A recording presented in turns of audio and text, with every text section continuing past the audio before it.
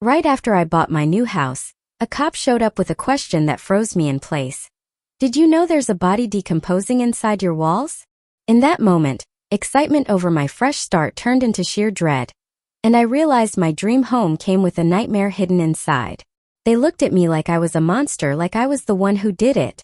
But the real monster, the one who buried a secret so dark, so unthinkable, was someone I thought I knew better than anyone. And it was all hidden inside the walls of my new house. What? Don't think I had anything to do with this. I called you guys because of the smell. I crossed my arms defensively, my voice already shaking. The officer's face stayed totally neutral, but his partner was already heading for their car. Due to the nature of your relationship to the victim, we're going to have to bring you in for questioning. Relationship to the victim? Who's the victim? My voice cracked with confusion, my stomach clenching. He just gestured toward the car. We're not at liberty to say at this time. Please come with us. I'd bought this house just 3 weeks ago. 3 weeks. It was supposed to be my fresh start after my divorce, a little 2-bedroom ranch in a quiet neighborhood where I could finally rebuild my life. But just days after I moved in, it started. A faint, sickening odor. At first, I tried to rationalize it, a dead mouse in the walls, maybe? But it got worse quickly. Sweet. Rotting. Suffocating. Impossible to ignore. The officer guided me to the back seat of the patrol car. No handcuffs, thankfully, but the door locks clicked shut with this awful final sound. Through the window, I watched more police cars pull up. Crime scene tape, that bright yellow, went up around my new home. Officers in white hazmat suits carried equipment inside. This was really happening. During the ride to the station, my mind was racing, tripping over possibilities. The previous owner had been an elderly woman who died in a nursing home. Her family selling the house quickly. Had someone broken in while it was empty? Was this some old, forgotten murder? But why did they think I had a relationship with whoever was in my walls? At the station, they put me in a small interrogation room. Gray walls, a cold metal table, and that mirror, the one everyone knows is a one-way glass. I sat there for what felt like forever. No phone call, no lawyer. Just me and my spiraling panic. Through the door, I could hear muffled voices, phones ringing. Normal police station sounds that felt utterly surreal given my situation. I'd never been in trouble with the law, never even gotten a speeding ticket. Now I was being questioned about a dead body in my house. 2 detectives finally walked in. Detective Harper was older, with tired gray eyes. Detective Maguire looked younger and kept glancing at a file folder. They sat across from me. Before they could even speak, I blurted out, "Look, I just bought this house. Whatever's in those walls has nothing to do with me." Harper nodded but didn't look convinced. "We'll get to that first. Can you tell us about your family?" "My family? I'm divorced. No kids. My parents live in Florida." I didn't understand the question. "What about siblings?" Maguire asked, scribbling in his notebook. My stomach tightened. "I have a brother. He went missing 15 years ago." The detectives exchanged a look that made my blood run cold. Harper opened the file folder and pulled out a photo. It was a forensic shot of something wrapped in plastic, inside a wall cavity. I couldn't make out details, but the shape was clearly human. "Your brother was 17 when he disappeared." "Correct." Harper's voice was gentle but firm. "Yes, we filed a missing person report. The police never found anything." My hands were shaking now, hard. "And you were living where at the time?" Maguire leaned forward. "With my parents about 10 miles from here." I croaked, my mouth suddenly dry. They asked more questions about Tommy. When I'd last seen him, what he was wearing, if we'd fought. Each question felt like a trap, but I answered honestly. Tommy had been troubled, into drugs and bad friends. We'd all just assumed he ran away. After an hour, Harper finally got to the point. "The thing is, we found some interesting evidence in those walls along with the body." "What kind of evidence?" I asked, though I wasn't sure I wanted to know. "DNA evidence. Hair blood. Things that help us identify not just the victim, but potentially who put them there." His eyes never left mine. I waited. The room felt smaller, the air thick. Maguire was still writing notes, but I could feel him watching me too. Whatever they'd found, it was bad. Bad enough that they brought me in immediately. Bad enough that they thought I was involved. Harper stood up and walked around the table. He placed another photo in front of me. This one showed a gold class ring, covered in dirt and decay. Tommy's high school ring. The one he'd never taken off. The one we'd all assumed he was wearing when he disappeared. We're rushing the DNA test, but initial field tests are concerning. Harper's voice dropped lower. Concerning how? I managed to ask. He sat on the edge of the table looking down at me. Maguire had stopped writing. The recorder's red light blinked steadily. Ma'am, why is it that we found your son's DNA in your walls? The words hit me like a physical punch. I actually jerked back in my chair. My mouth opened and closed twice before any sound came out. I don't have a son. My voice cracked on the last word. I've never had kids. The detectives looked at each other, then back at me. Harper leaned back in his chair and studied my face for what felt like forever. His fingers drummed on the table. The field test shows first-degree relative DNA. His voice was slow and careful, like he was talking to a child. That means parent, child, or sibling. Maguire kept writing. We're waiting on more detailed lab work, but someone closely related to you was in those walls. My hands were shaking so hard I had to press them flat against the cold metal table. I want a lawyer. The words came out louder than I meant them to. I want a lawyer right now. Harper reached over and clicked off the recording device. The red light went dark. They both stood up. We'll give you some time to think about that. Harper's voice was flat. They left me alone in that gray room again. I stared at my reflection in the one-way mirror. My face looked pale and strange. Could Tommy have had a kid nobody knew about? He was only 17 when he disappeared, running with a rough crowd. Maybe one of them got pregnant. Maybe that's why he ran away. Or maybe the test was wrong. Maybe they were just trying to scare me. The door opened again after what felt like hours. Harper came in alone. He set my phone and wallet on the table. You're free to go for now. He placed a business card next to my things. Don't leave town. We'll be in touch soon. I grabbed my stuff and stood up so fast the chair scraped against the floor. My legs felt weak as I walked toward the door. Harper called after me. Ma'am, you might want to think real hard about what your brother was up to before he went missing. The hallway outside the interrogation room was blinding after being in that dim space. I pushed through the heavy front doors and the cold air hit my face. My car was still in the parking lot. The key fob shook in my hand as I unlocked it. I sat in the driver's seat and immediately pulled out my phone. Mom's number rang 4 times before going to voicemail. Mom, it's me. My voice was shaking. They found something in my house. They think it might be Tommy. Call me back as soon as you get this, please. I sat there for another minute trying to think. Then I scrolled through my contacts until I found my ex-husband's number. We hadn't talked since the divorce 6 months ago. The phone rang twice. Hello. His voice sounded confused. It's me. I took a deep breath. I need help. The police just questioned me about a body in my house. There was silence for a moment. What? I blurted out. I bought this house 3 weeks ago and there was a smell and I called the cops and they found someone in the walls and they think I knew about it. The words tumbled out in a rush. Slow down. His voice had that calm tone he used during our worst fights. Are you under arrest? No. They let me go but said not to leave town. You need a lawyer immediately. Papers rustled in the background. I know someone, Georgia. She's good. I'll text you her number. Thank you.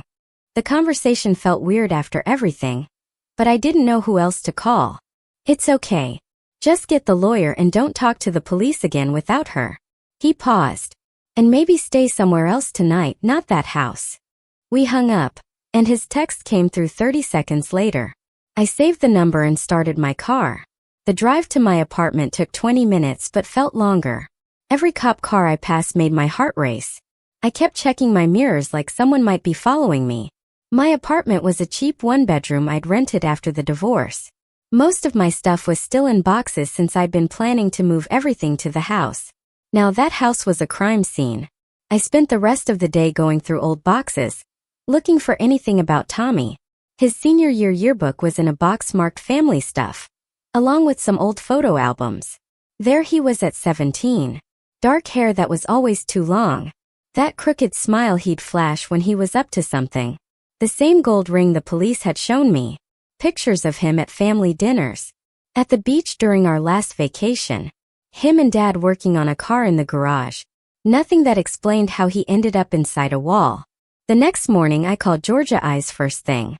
Her assistant scheduled me for 10 a.m.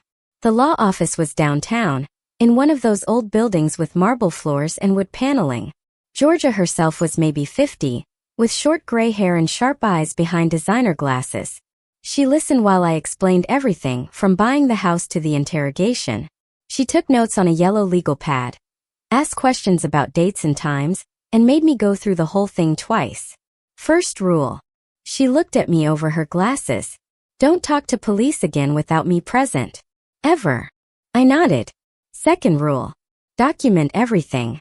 Every call, every interaction. Save it all. She wrote something else on her pad. Now, about this DNA evidence. She tapped her pen on the desk. Police sometimes use misleading language during interrogations to get reactions. She leaned forward. First-degree relative could mean your brother, not necessarily a son. She explained how basic field tests can't always distinguish between different types of family relationships. Let's wait for the actual lab results before jumping to conclusions. My phone buzzed while she was talking. A text from Detective Harper. They're executing a search warrant at my house right now. I showed her the screen. Georgia immediately picked up her desk phone and dialed a number. Detective Harper, this is Georgia Eyes. I represent the homeowner. She listened for a moment. I expect full compliance with the warrant scope. Nothing beyond what's specified. Another pause. Yes, I'll be requesting copies of everything. She hung up and looked at me. They're going to tear that house apart looking for evidence. The good news is you just bought it. Hard to argue you hid something there 15 years ago when you didn't own it. She turned back to me. But we need to figure out the connection. Why that house? Why now? I thought about the elderly woman who'd owned it before. Her family selling it quickly. The construction company my dad had worked for. All these pieces that didn't quite fit together yet. I don't know. I rubbed my temples where a headache was starting. But I'm going to find out. George's assistant knocked and said my mother was calling my cell, which I'd left with the receptionist. I grabbed the phone and stepped into the hallway. Mom's voice sounded weird, like she was trying to sound normal but failing. Don't say anything to the police without a lawyer, she said fast. I asked what she knew about Tommy, and she went quiet for a few seconds before saying she needed to talk to Dad first. The call ended before I could push harder. Back in George's office, she was already arranging for someone named Aita Maxwell to come in. He showed up an hour later carrying a laptop bag, looking like he'd rather be anywhere else. Georgia explained he was a forensic consultant who could help us understand the DNA stuff. Aita pulled out charts and started explaining how field tests work versus full lab panels. Parent, child, and sibling relationships can look similar in basic tests, he said, pointing at some graph. The technical details went over my head, but the main point was clear. The cops might have jumped to conclusions. We couldn't know for sure until the full lab work came back. My phone started buzzing nonstop while Aita was talking. I checked it and saw dozens of texts and missed calls. The local news had broken the story about the body in my house, and they were calling me a person of interest. My boss had texted asking what was going on. Friends from high school were messaging on Facebook. My ex-husband had sent 3 texts asking if I was okay. The story was everywhere. Georgia told me not to respond to anyone and definitely not to post anything on social media.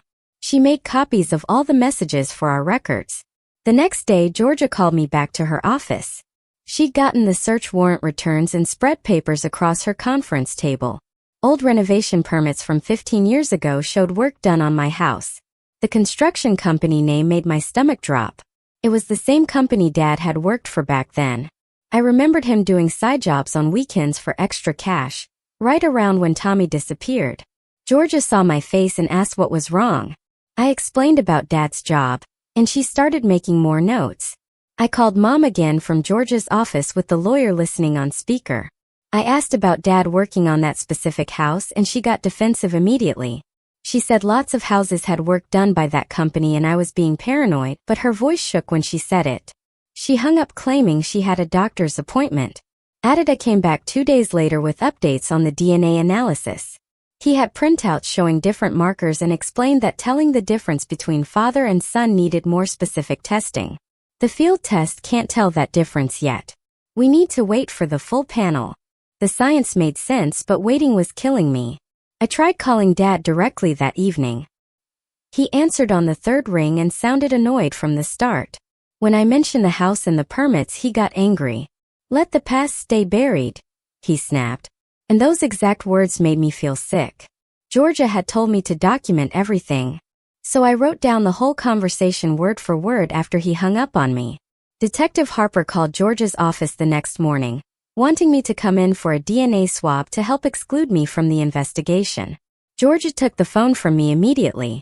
"They can get a warrant if they need it," she told him before hanging up. She explained they were fishing, and we weren't going to make it easy for them. That night I couldn't sleep. I started going through more boxes in my apartment. I found my old diary from when I was 17, right when Tommy disappeared. Reading it brought everything back. Page after page talked about Dad and Tommy fighting all the time before he vanished. There were entries about arguments where Tommy kept yelling about telling the truth, but teenage me hadn't understood what they meant. I'd written about being scared and confused and just wanting everyone to stop fighting. One entry mentioned Dad coming home late with dirt on his clothes the night Tommy left. I'd forgotten that detail completely until reading it again. The diary went to Georgia's office the next morning. She photocopied every page and locked the original in her safe. 3 days later, Georgia got a call from someone named Alyssa Morales, who was part of the family that had sold me the house. She wanted to talk, but only through lawyers. We set up a conference call that afternoon. Alyssa's voice was nervous, but she had important information. The house had smell problems multiple times over the years, and her grandmother had paid for wall patches several times. She remembered a handyman named Al, who did a lot of work there. The way she described him sounded exactly like my dad. Same height, same hair color back then, same way of talking. Georgia asked for any receipts or records, but Alyssa said her grandmother had thrown most stuff away.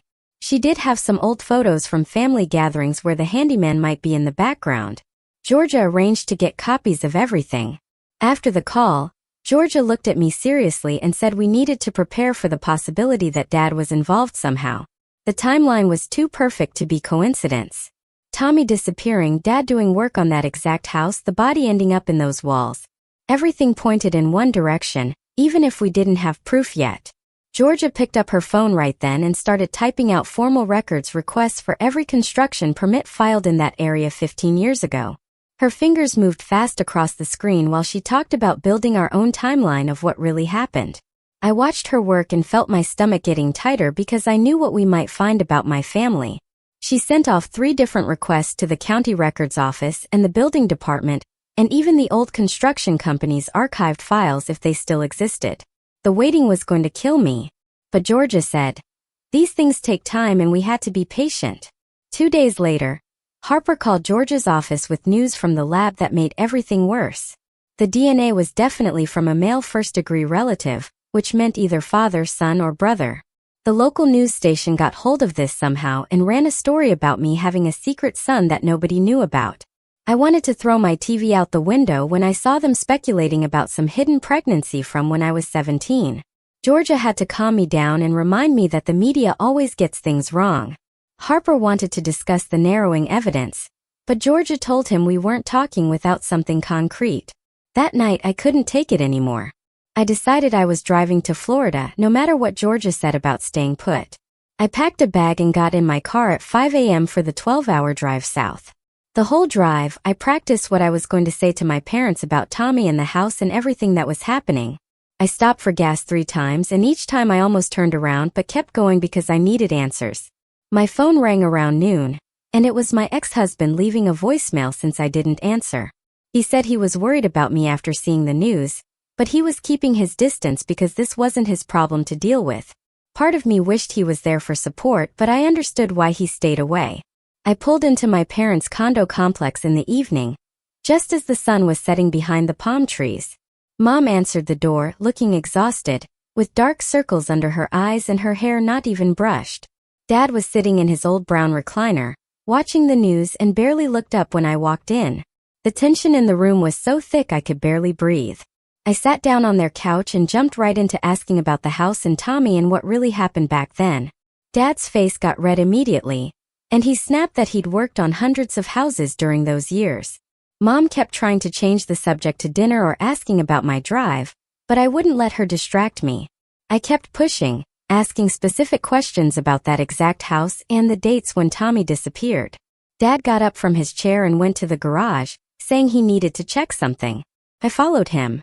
That's when I saw his old tool belt hanging on a hook, with a faded company tag that matched the permit records Georgia had found. When I pointed at it and asked him to explain, he claimed it didn't mean anything and lots of workers had those belts, but his hands were shaking when he said it, and he wouldn't look me in the eye.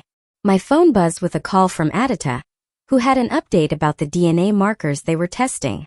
He explained that newer tests were suggesting father rather than son was more likely based on specific genetic patterns.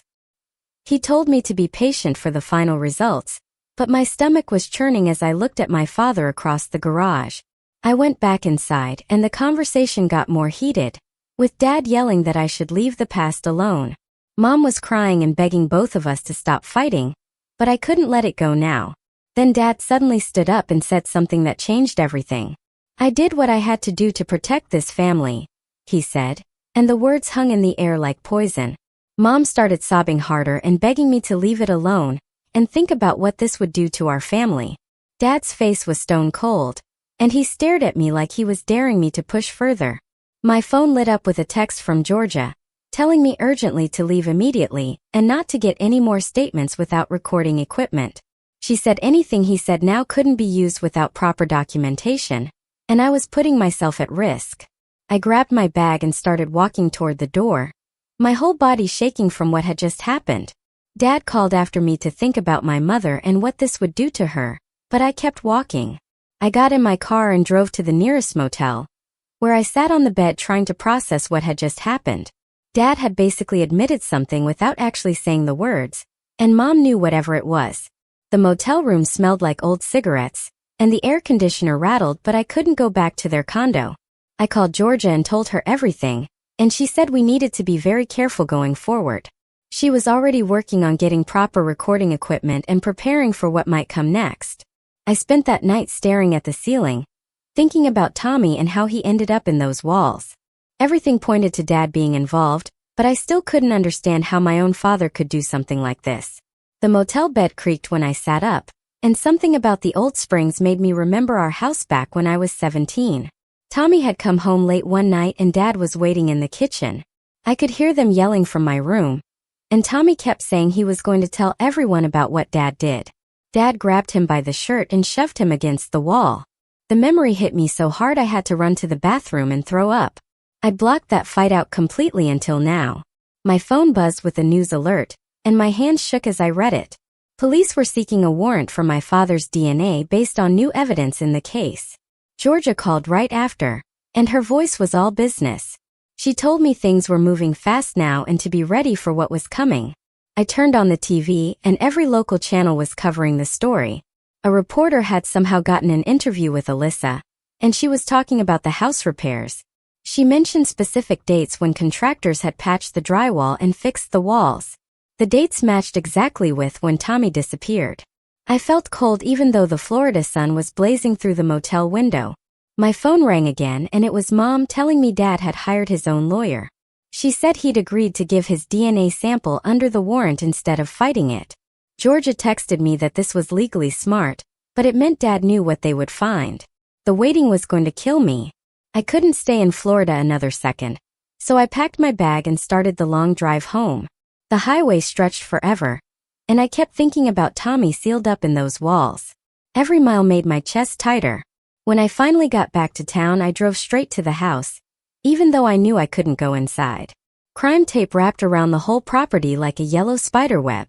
I parked across the street and stared at my house that wasn't really mine anymore. How did my brother end up behind that drywall? 3 days passed and each one felt like a year. I stayed in my apartment and jumped every time my phone rang. Georgia checked in twice a day, but there was nothing to report yet. Then Harper called Georgia with the results. The DNA from the walls matched my father perfectly. Not Tommy, and not some imaginary son, but my actual father. The relief that it wasn't some unknown child mixed with horror about what Dad had done. Georgia said the police were moving to arrest him immediately. They got Dad at his condo in Florida the next morning. The charges were abuse of a corpse and tampering with evidence. They couldn't prove murder since the cause of death was unclear after 15 years in the walls. Mom called me sobbing so hard I could barely understand her words. She kept saying this couldn't be happening and that Dad was a good man. I didn't know what to say to her. The jail let Dad make phone calls and of course he called me. His voice was hard and cold when he told me I needed to tell police. I didn't remember anything from back then. He said family sticks together and I owed him that much. I hung up on him and blocked the number.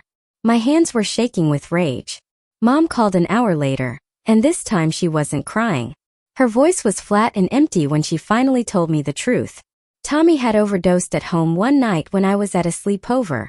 Dad found him in his room, already gone. Instead of calling 911 like any normal person would do, Dad panicked about the scandal. He didn't want people knowing his son was a drug user. Mom had begged him to call for help, but Dad said it was too late anyway. She explained how Dad had been doing renovation work on that exact house for extra cash back then. The elderly owner had gone to visit family for a week, and Dad had the keys. He wrapped Tommy in plastic and took him there in the middle of the night. Dad opened up the wall he was supposed to be fixing anyway and put Tommy inside. Then he sealed it all up with new drywall and painted over it like nothing happened. Mom had watched him leave with Tommy's body and come back hours later covered in drywall dust. She'd kept the secret for 15 years. The practical details made me run to the bathroom again. My father had treated my brother like construction waste. He'd sealed him up and painted over him. All those years we'd wondered where Tommy went, and Mom knew he was in those walls. Every Christmas when we'd light a candle for Tommy and hope he was okay somewhere. Every birthday that passed without him. Every time Dad acted sad about his missing son, they both knew exactly where he was the whole time. I sat on my bathroom floor and cried until I couldn't breathe. Everything about my family was a lie. The people who were supposed to protect us had hidden my brother in a wall to avoid embarrassment. They'd let me grow up thinking he'd run away when really he was sealed up 10 miles from our house. And the worst part was that I'd bought that exact house by pure chance and uncovered their secret myself. Georgia called the next morning and told me to come to her office right away. I drove there, still feeling sick from everything Mom had told me. Georgia had already started working on a statement for the police that showed I was only 15 when Tommy disappeared. She pulled out old school records and work schedules that proved I couldn't have been involved. We spent 3 hours going through every detail from that time period. Georgia typed everything up in a clear timeline that showed exactly where I was when it happened. She called Harper and set up a meeting for that afternoon to present our evidence. I signed the statement with shaking hands. Georgia squeezed my shoulder and promised this would help clear my name. 2 days later, the HOA president left a voicemail about an emergency meeting. The whole neighborhood wanted to discuss the murder house situation. I didn't want to go, but Georgia said it might help to show my face. The meeting was in the community center, and the room was packed. People turned to stare when I walked in. Most of them looked angry or scared. The HOA president talked about property values and safety concerns. One man stood up and said I should move out immediately. A woman near the back said having a murder house would ruin the whole neighborhood. Then an older woman stood up and said she understood I was a victim too. She pointed out that I just found out my brother was murdered by my own father. A few people nodded, but most still looked hostile. The meeting went on for 2 hours with people arguing about what to do. I left feeling worse than when I'd arrived. The next morning, Harper called Georgia to schedule another interview. This time he was different. When we sat down, he asked about our family dynamics growing up and actually listened to my answers. I told him about Dad's temper, and how he cared more about appearances than anything else. Maguire took notes about the timeline and asked follow-up questions that weren't accusatory. Harper said the evidence was clearly pointing to my father as the only person involved. The interview only lasted an hour, and Harper shook my hand when we left. Georgia said this was a good sign for how things were going. Aita called that afternoon with his final DNA report. The results were definitive that the DNA from the walls was my father's, not some imaginary son. He explained the science in simple terms that even I could understand. The report showed exact matches on multiple markers that proved it beyond any doubt. Georgia immediately sent the report to every news outlet that had been running the crazy son theory. She also posted it on social media to counter all the wild speculation. Within hours, the narrative started shifting from me being a suspect to being a victim. People online started expressing sympathy instead of suspicion. The next day, the district attorney's office announced the charges against Dad. They were charging him with tampering with evidence and abuse of a corpse. Murder charges weren't possible since they couldn't prove how Tommy died after all this time. It felt like he was getting away with something, but Georgia explained this was realistic. She said proving murder without a clear cause of death was nearly impossible. Mom called crying again and said she was standing by Dad no matter what. I couldn't understand how she could support him after what he'd done. She kept saying he was still her husband and she'd taken vows. 3 days later, the contractors were ready to properly remove Tommy from the walls. The medical examiner said family could be present if we wanted. I didn't want to go but felt like I owed it to Tommy. The smell hit me as soon as I walked into the house. Workers in white suits carefully opened the wall, section by section. They photographed everything and took measurements. Then they gently lifted out the plastic-wrapped form. My legs felt weak watching them carry my brother out after 15 years. Tommy deserved to be treated with dignity, and I was there to make sure he got it. The medical examiner took him for a proper examination and eventual release for burial. We scheduled a small memorial service for the following week. Only a few of Mom and Dad's old friends came. Dad was obviously absent since he was still in jail. Mom sat in the front row but barely spoke to anyone. The service was awkward with people not knowing what to say. The pastor talked about forgiveness and healing, but it felt hollow. We buried Tommy next to our grandparents in the family plot. Mom left immediately after without saying goodbye. I stayed and talked to Tommy's grave for a while. Alyssa contacted me through Georgia about meeting to discuss the house. We met at a coffee shop since I couldn't go back to the house yet. She was professional but clearly uncomfortable with the whole situation. She brought estimates from contractors for the repair work. The walls would need complete reconstruction in that section. New insulation and drywall would cost thousands of dollars. She also explained the disclosure requirements for the house going forward. Any future sale would require telling buyers about the death. We worked out a payment plan for the repairs. I also met with a real estate attorney that Georgia recommended. He explained that the death disclosure would destroy the property value. Houses where murders or deaths occurred typically sold for 30% less. The financial hit on top of everything else made me want to scream. I'd already spent my savings on the down payment and now this. The attorney said I could try to recoup losses from the seller, but it was unlikely. I started budgeting every penny to figure out how to pay for everything. Georgia decided to file a civil claim against the seller's estate anyway. She said they should have known about the body during all those years of repairs. The smell complaints and repeated patch jobs were red flags they ignored. The claim probably wouldn't succeed, but she said it was worth trying. At least I was taking some kind of action instead of just accepting everything. 2 weeks later, Georgia called to tell me Dad decided to plead guilty to the charges. The prosecutor had offered a deal for tampering with evidence and abuse of a corpse if he admitted what he'd done. Georgia explained this meant I wouldn't have to testify at trial, which was a huge relief since I'd been dreading that for weeks. The sentencing hearing got scheduled for next month, and she warned me Mom would probably be there supporting him. I hung up, feeling both relieved and angry that he was taking the easy way out instead of facing what he'd really done to Tommy. The next morning, I got a call from Mom saying she was selling their condo and moving to a smaller apartment near the prison where Dad would serve his time. She said she forgave me for turning against the family, but her voice was cold and distant. We started talking maybe once a week after that, but only about safe topics like the weather or her new apartment, never about Dad or Tommy or anything real. I couldn't understand how she could stand by him after everything, but arguing about it just made things worse between us. After thinking about it for days, I decided to keep the house instead of taking a huge loss trying to sell it with the death disclosure requirements. The contractor Georgia recommended came by with his crew, and they were respectful about the whole situation, not asking questions or making me feel weird about what happened there. They tore out the damaged walls completely and rebuilt that whole section with new insulation and drywall. Over the next few weeks, the place slowly stopped feeling like a crime scene and started feeling like it could actually be a home again.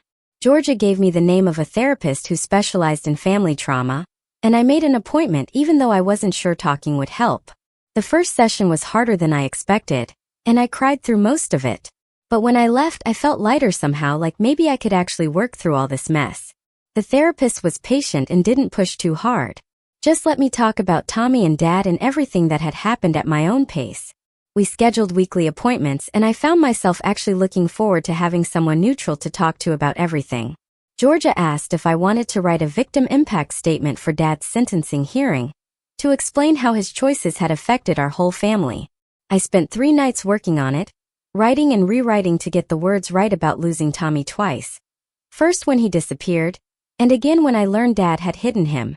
The statement talked about the years of not knowing, the false hope every time the phone rang, and the betrayal of learning Dad had let us suffer when he knew the truth all along. Georgia read it and said it was powerful, and would definitely make an impact on the judge at sentencing.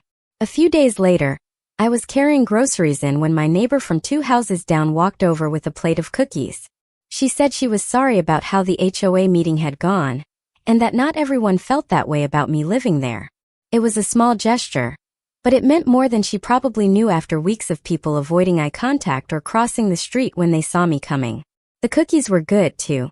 Chocolate chip and still warm, and we actually talked for a few minutes about normal things like her garden and the weather getting cooler. The court finally released Tommy's personal effects to me, including his class ring that they'd found with his body. I held it in my hands for a long time, remembering how proud he'd been when he got it, and how he never took it off even to shower. I couldn't bring myself to wear it, but I bought a small wooden memory box and placed it inside along with some photos and other things that reminded me of him before everything went bad. Some things were just too heavy to carry around every day, but I wanted to keep them safe. The house renovations finished after 6 weeks, and the smell of fresh paint had completely replaced that awful sweet rot that had started everything. It wasn't perfect, and I'd always know what had been in those walls, but it was livable and even starting to feel like mine. I bought new furniture for the living room and bedroom. Nothing fancy, but different enough that it didn't feel like I was living in someone else's space anymore. The contractor had done good work, and you couldn't even tell where the wall had been opened up, unless you knew exactly where to look. I spent an entire evening writing Dad a letter, setting clear boundaries about our relationship going forward. I told him there would be no contact between us until he took real responsibility for what he'd done. Not just the legal plea, but actually admitting he'd chosen to hide Tommy and let us all suffer. I didn't expect a response and didn't get one. But Mom called a few days later saying he was angry about my letter and felt I was being unfair. I told her I didn't care about his feelings anymore, and she hung up on me. The next Saturday morning, I drove to the cemetery with fresh flowers for Tommy's grave. I sat on the grass and told him everything that had happened since we'd found him. About Dad going to prison and Mom choosing him over us. About the house getting fixed up and my therapy sessions. It felt good to talk to him, even though I knew he couldn't answer. Just having a place to visit and leave flowers made it feel like he was finally at peace. The cemetery was quiet and peaceful with big oak trees providing shade, and I stayed for over an hour just sitting with him. The weeks turned into months and I found myself getting into a real routine with therapy every Thursday at 4 p.m. and work keeping me busy enough not to think too much about everything. My therapist kept a box of tissues on the side table, but I needed them less and less as time went on. The nightmares about finding Tommy got better too, down from every night to maybe once a week. Work helped because my coworkers knew the basics, but didn't treat me like I was made of glass or about to break at any moment. My boss even pulled me aside one day to tell me she was impressed with how I was handling everything, and that my performance reviews were still strong. Dad's sentencing happened on a cold Tuesday morning, and the judge gave him 3 years for tampering with evidence and abuse of a corpse. Mom sat behind him in the courtroom wearing her good church dress, and I sat on the other side with Georgia, who squeezed my hand when they led Dad away in handcuffs. 3 years felt like both forever, and not nearly enough for what he'd done to our family. Mom started visiting him every Saturday morning at the prison 2 hours away, and we worked out this unspoken agreement where she didn't tell me about the visits and I didn't ask. Our phone calls got shorter and more about safe topics like the weather or her book club. The boundaries made it easier somehow. The house started feeling more like mine after all the repairs were done, and the real estate market calmed down enough that I wasn't completely underwater on the mortgage anymore. I painted the living room a soft blue color and bought new curtains that actually matched. My best friend Sarah finally came to visit after months of me telling her it was okay, and we sat on my new couch drinking wine while she looked around at everything I'd done to make the place comfortable. She told me she was proud of how I'd handled all the crap that had happened, and we actually laughed about normal stuff like her terrible date the week before. It felt good to laugh about something stupid instead of crying about something awful. I met someone new at a coffee shop near work when he accidentally grabbed my drink order, and we got talking while waiting for them to remake both our coffees.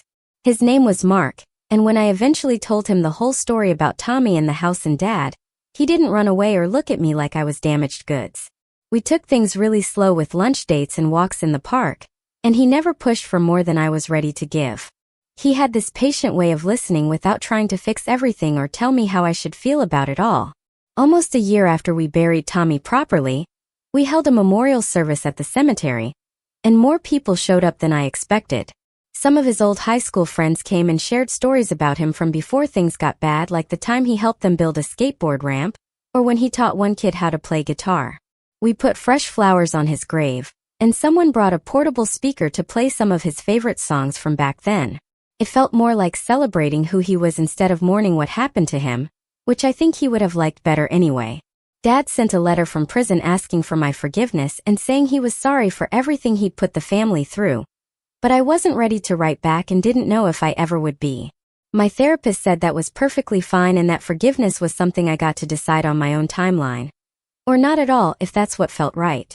She helped me understand that some things don't get neat endings with everyone hugging and making up like in movies. The promotion at work came through after my annual review, and with the raise I could finally afford to take that trip to Italy I'd been dreaming about since college. I spent 10 days eating pasta and walking through museums and not thinking about dead brothers or prison visits or houses with bodies in the walls.